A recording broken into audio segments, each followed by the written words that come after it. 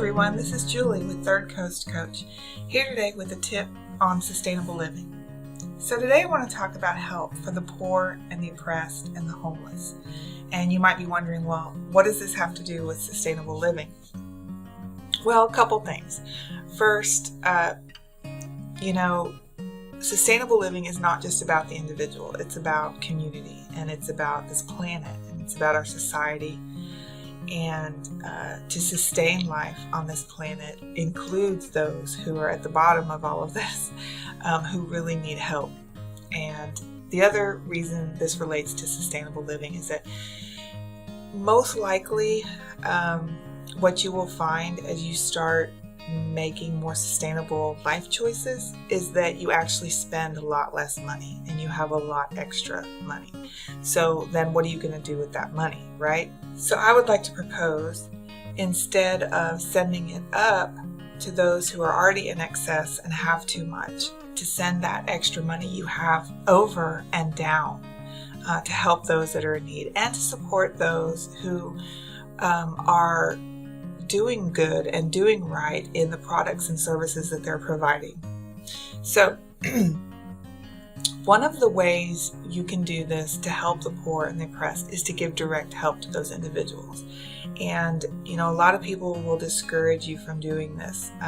For example, if you're in traffic and you see somebody standing, at the side of the road with a sign, a lot of people would discourage giving them money and instead encourage you to give that money to a helping organization. Well, there's definitely, a good reason for that.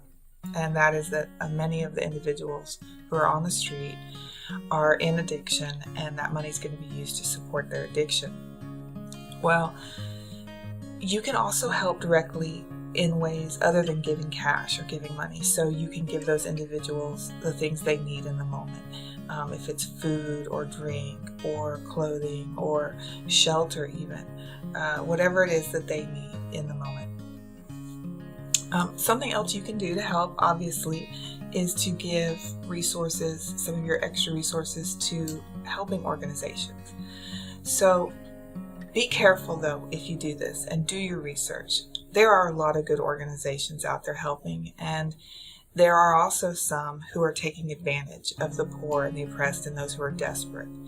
So just be careful and do your research and pick organizations that are truly helping people, empower people to live free and responsible lives. So,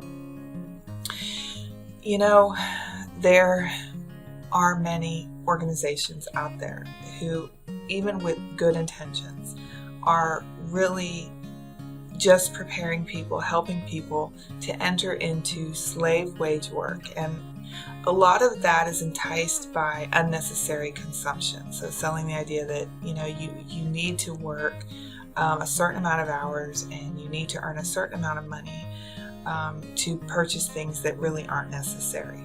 And so, when you're looking for organizations, look for organizations that are really empowering people, and maybe, entering into very low wage work is a step in the right direction, and maybe it meets the immediate needs. So maybe that's what is needed in the moment, but look for organizations that, if they're helping people do that, they're also empowering them to see the bigger picture and to live free and responsible lives. So, look for organizations that are definitely helping people get on their feet and meet their basic needs. But beyond that, beyond what the individual needs to meet their basic needs, look for organizations that are helping the whole individual, and money is not the driving factor. So it would be more about, for that individual, maybe, for example, finding an authentic vocation and, seeing how much money can be earned through that authentic vocation, and then crafting their life around living within those means. So, living by good means, and, empowering the individual to live a beautiful life, simple, responsible, and by means that work for that individual. And that could be, self-employment, it could be working with a company, but, really encouraging that individual to live free and responsible. So one other note on this, in my experience in public service, many of the individuals who need help and are at the bottom of all of this feel very oppressed. And, you may agree or disagree that they are oppressed, but I can tell you that they feel oppressed.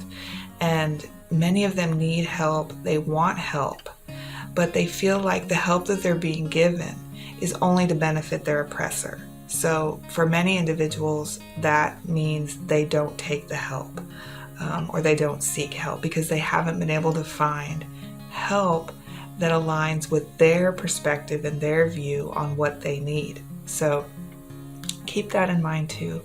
So that was your quick tip today on sustainability. I hope that was helpful and maybe in some way inspiring. And as always, I wish you much luck in all of the good that you do and in all of the positive changes you make in your life. Thank you.